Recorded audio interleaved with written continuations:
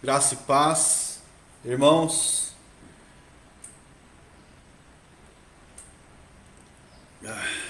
com as xícaras metafísicas aqui, o nosso amigo debatedor gosta das xícaras metafísicas, mas enfim, brincadeiras à parte, eu já queria gravar um vídeo sobre esse assunto faz tempo, sobre idealismo, né? E também sobre o Deus que se revela, o Deus que se revela no sentido em que é o Deus, né? Aquele que só pode ser conhecido por meio de revelação. Deus ele é tão transcendente que ele só pode ser conhecido por meio de revelação. E ele é tão imanente que ele está tão próximo de cada um de nós, né? Paulo diz que embora Deus não esteja longe de cada um de nós, porque nele vivemos, nos movemos e existimos, Deus não pode habitar em templos feitos por mãos humanas, né? A glória dele enche o céu e a terra, e ele é transcendente. Ele é transcendente e não pode ser conhecido pela mente humana a partir do racionalismo puro, né? A partir da razão autônoma, né? E nisso então eu concordo com Dover, com Van Til, com Clark, com Jung, que Deus não pode ser alcançado por um princípio que não seja a revelação divina. Claro que eles vão divergir entre eles em seus pontos, por isso eu sou um pressuposicionalista. Deus me trouxe até o pressuposicionalismo, foi o Espírito de Deus que me guiou até isso, até o pressuposicionalismo, porque o Espírito Santo ele é aquele que me revelou e se revelou para mim nas Escrituras Sagradas. E Deus só pode ser conhecido através e pela revelação que é a palavra de Deus, ou pela uma revelação que Ele mesmo queira se revelar para uma pessoa. E nesse ponto aí alguns pentecostais vão defender outra revelação. Eu, como continuista expansionista, creio que Deus possa se revelar, por exemplo, ao muçulmano ou alguém a quem Ele quiser, né? Porque Deus é soberano, Ele pode aparecer, como acontece em casos de vários muçulmanos aí. Então Deus é o Deus que se revela, Ele deve se revelar, né? Então Ele nos deu a revelação que é a Bíblia. A Bíblia é a revelação pública de Deus. Deus publicamente se revelou ali, e Ele não pode ser alcançado e atingido, ou digamos assim, prescrutado pela mente humana, mas Ele deve ser conhecido pela regra que Ele deixou, que é a Bíblia, a revelação. Ou por uma iniciativa própria Ele deve então se revelar às pessoas que Ele elegeu, né? Por isso que Deus é que escolhe, é só Deus que pode fazer alguém crer. Deus que oculta o conhecimento dos sábios e entendidos, Mateus 11, 25 e 27, e se revela aos pequeninos, né? Porque assim lhe apraz, e Deus escolhe os pobres do mundo para serem ricos na fé, herdeiros do reino. Então, Deus é o Deus que se revela. Mas falando sobre idealismo, o que seria o idealismo? Então, quando nós defendemos a apologética pressuposicional, a Bíblia é o nosso primeiro princípio, e tudo aquilo que é deduzido logicamente das Escrituras Sagradas é a nossa forma, a nossa cosmovisão, né? A nossa cosmovisão é a Bíblia e tudo que é deduzido logicamente dela.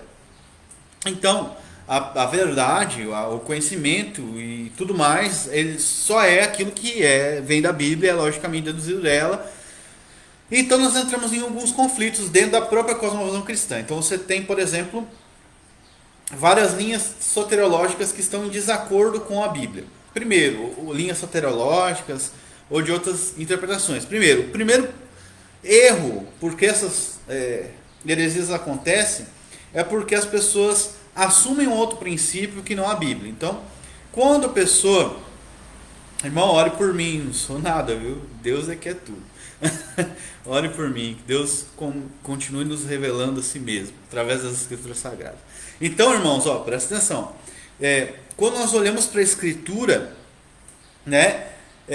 E quando uma pessoa assume um outro princípio que não a Bíblia, então você tem doutrinas ali, obviamente, que não são da revelação bíblica. Então a pessoa ela parte de pressupostos ou de raciocínios, né, próprios em cima da Escritura. E isso forma uma cosmovisão falsa. Na verdade, não que a pessoa não assuma a Bíblia como verdade, mas ela tem esses pressupostos falsos e ela coloca sobre a Bíblia. Então, a primeira coisa que ela deve fazer é se livrar desses pressupostos falsos e mentirosos e assumir somente a Bíblia como palavra de Deus, né? Isso é necessário para que uma pessoa então conheça Deus, que é o Deus que se revela. Só um instante, já volto, só um pouquinho.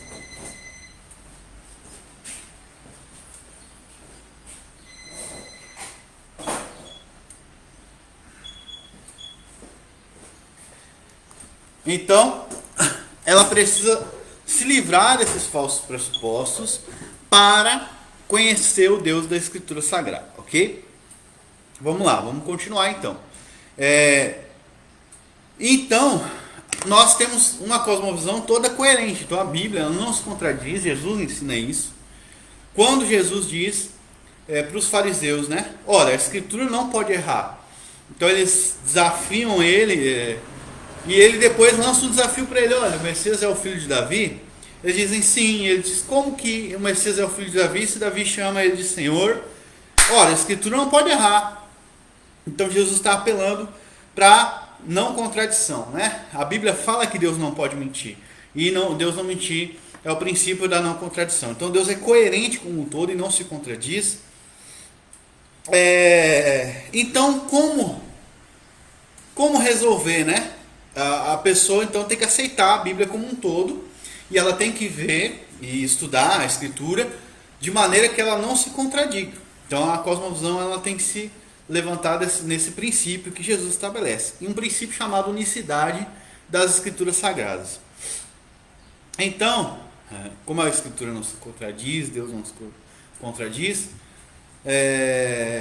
a gente que se contradiz, acontece que nós então formamos uma cosmovisão, e essa cosmovisão é toda coerente. Agora vem a questão do idealismo. O idealismo é um problema.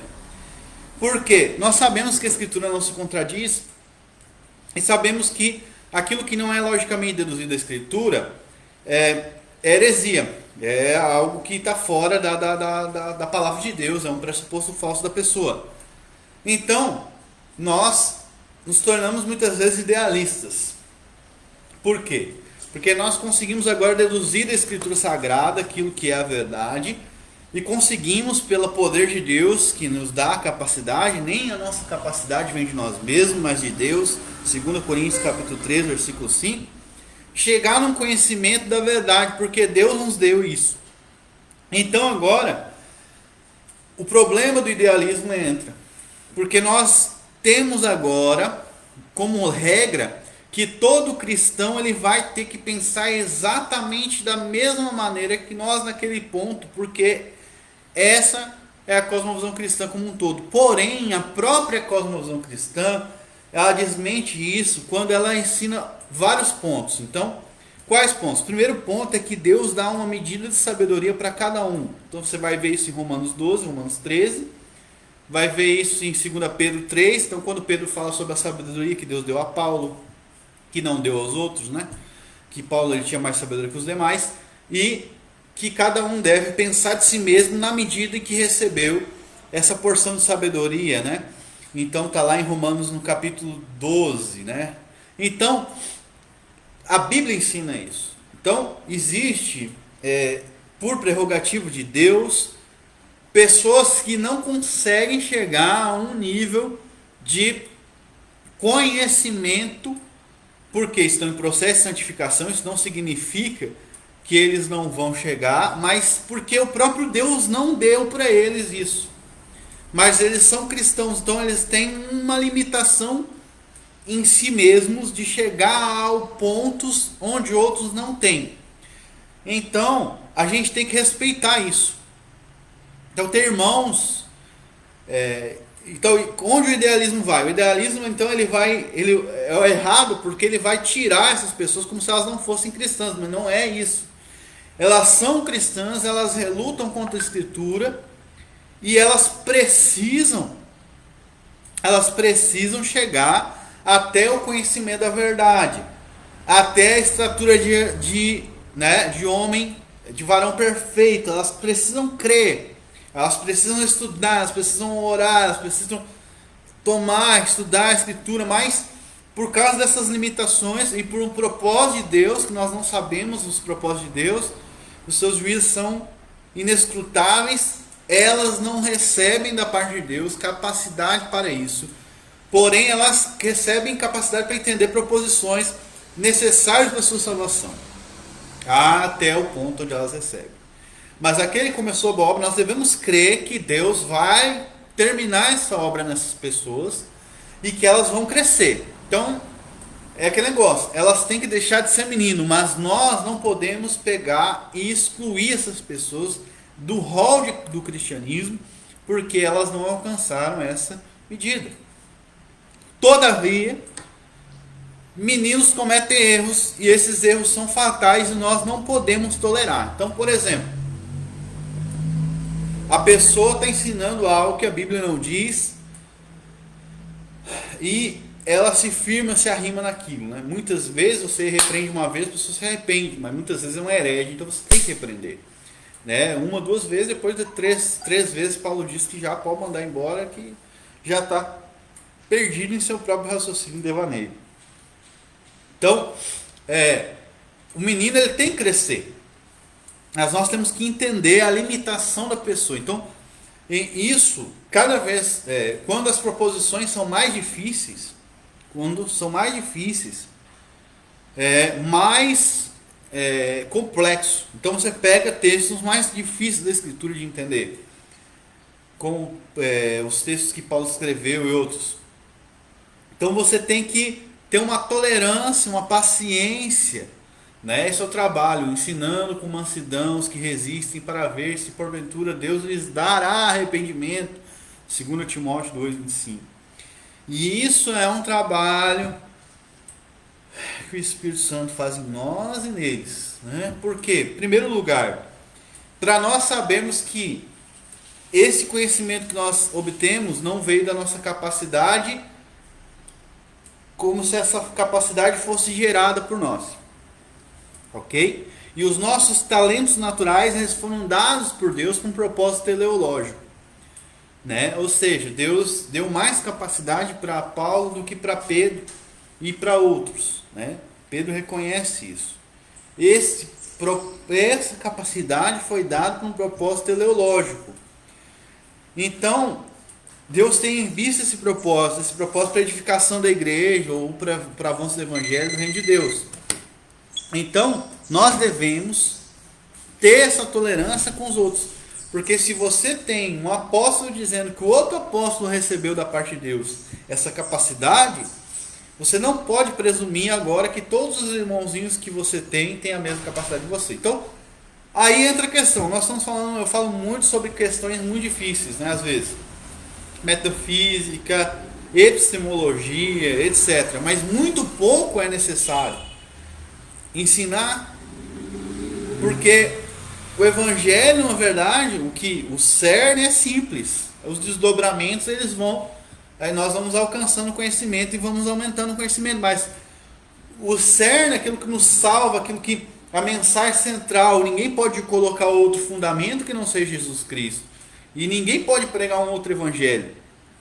E se nós fazermos o desdobramento, que é a revelação que Deus nos dá, a base para a graça de Deus, que, né, na verdade é a graça que nos dá essa capacidade de ter essa revelação. Se nós invertermos isso, nós estamos tornando gnósticos. Então a pessoa só vai conseguir ser salva se ela alcançar uma capacidade intelectual que nem os apóstolos, às vezes, ali falando de Paulo, né, alcançaram. Não estou falando de capacidade humana, não estou falando de revelação ou proposição bíblica. Então nós temos que ter essa tolerância com os irmãos mais fracos na fé. E o grande desafio é fazer isso sem negociar a verdade da Escritura Sagrada. Isso é um grande desafio para nós. É um grande desafio para o nosso ego, para a nossa soberba, para nós não se acharmos melhores do que os irmãos que não entendem. Isso é um grande desafio e nós devemos clamar a Deus por misericórdia. E quanto maior conhecimento, mais Deus vai nos cobrar, né? E um grande desafio para saber como lidar e não negociar mesmo assim essas verdades que Deus nos revelou. né? É isso e deu e acabou. Então, esse é o perigo do idealismo. O idealismo não quer dizer... O idealismo é você querer forçar que a pessoa tenha que ter 200% de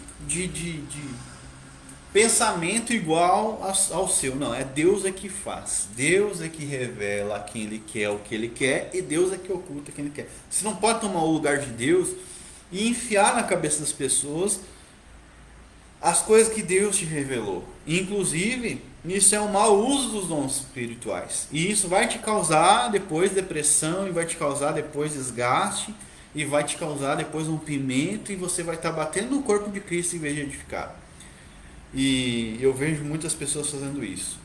Falta de aconselhamento pastoral, falta de humildade, falta de busca e falta de entendimento também de que, né, a graça de Deus é multiforme. Muitas vezes Deus não vai se revelar por um propósito teleológico completamente algumas proposições a alguém.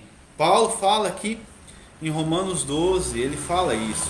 Por exemplo, quer ver? A pessoa não tem a capacidade de pensar vem de Deus, né? Se nós mantermos na nossa cabeça que a capacidade de pensar qualquer coisa, de raciocinar, né, de chegar a alguma verdade, vem de Deus, vem do Espírito Santo, nós não vamos ter muitos problemas com isso. Nós ainda vamos ter problemas de querer fazer com que outra pessoa aceite no sentido de impor, né? Porque isso é normal. Mas nós vamos entender que é Deus que revela. E muitas vezes Deus tem um propósito para ele. Romanos 13, então, 12. Romanos 12, para a gente finalizar o vídeo, eu vou desligar aqui. Romanos 12. O versículo 3. Então Paulo começa a falar sobre renovação da mente. Ele fala ali... pela graça que me é dada, digo a cada um, versículo 3, cada um de vós que não pense de si mesmo além do que convém, antes pense com moderação conforme a medida da fé que Deus repartiu a cada um. Ok? Então, aqui ele vai falar sobre os dons, inclusive o dom de ministrar, o dom de ensinar, né? Então, até esse dom de ensino, de presidir, é algo que Deus deu, né? A capacidade de entender as coisas, 2 Coríntios 3,5, é algo que vem de Deus. Claro que Deus dá aos seus eleitos a capacidade. E nós devemos crer que Ele deu a todos capacidade de entender proposições. Mas nós estamos em processo de santificação. E esse processo de santificação inclui crescer na graça e no conhecimento de Deus. Eu peço que orem por mim, vou finalizar o vídeo aqui. Estou no serviço. Daqui a pouco eu vou postar esse vídeo no meu canal. Mas espero que tenha ficado claro todos os pontos aqui. O que é necessário para uma pessoa ser salva? Crer em Jesus Cristo, Ele morreu pelos seus pecados e ressuscitou ao terceiro dia. Está à destra de Deus, assentado, né, nas alturas, e derramou o Espírito Santo para a sua igreja, para nos guiar a toda a verdade. Se nós cremos que o Espírito Santo foi derramado por Jesus Cristo para a sua igreja, isso para a sua igreja como um todo, nós devemos crer que Ele mesmo vai fazer com que os irmãos cresçam em conhecimento, na medida e na velocidade que Ele quer que os irmãos creiam e cresçam. Porque muitas vezes nós temos pressa que as pessoas conheçam, mas Deus quer fazer de nós não só sabedores, mas obedientes. Então muitas vezes a pessoa conhece pouco, mas obedece muito, e muitas vezes a pessoa conhece muito e obedece pouco. Né? Mas quanto mais você conhece, mais você tem que obedecer. Esse é o princípio bíblico. O conhecimento, ele pressupõe obediência. E que Deus possa nos abençoar, guardar a nossa vida. Pai, em nome de Jesus, que o Senhor venha derramar o Teu Espírito sobre a nossa mente, venha derramar fé sobre a nossa vida, sobre a nossa casa, e que o Senhor possa continuar nos guiando, Senhor Deus, no nossa jornada aqui nessa terra. Senhor, eu creio nisso. Amém.